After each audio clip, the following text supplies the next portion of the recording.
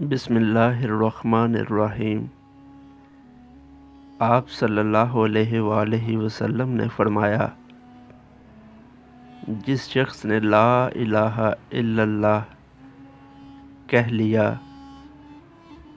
اور اس کے دل میں جو برابر بھی ایمان ہے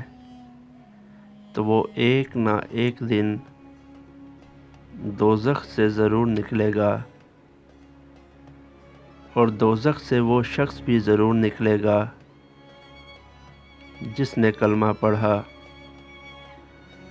اور اس کے دل میں گیہوں کے دانہ برابر خیر ہے، اور دوزخ سے وہ بھی نکلے گا جس نے کلمہ پڑھا اور اس کے دل میں ایک ذرہ برابر بھی خیر ہے۔ حضرت امام ابو عبداللہ بخاری رحمۃ اللہ علیہ فرماتے ہیں کہ ابان نے بروایت فتادہ بواسطہ حضرت انس رضی اللہ تعالی عنہ رسول اللہ صلی اللہ علیہ وآلہ وسلم سے خیر کی جگہ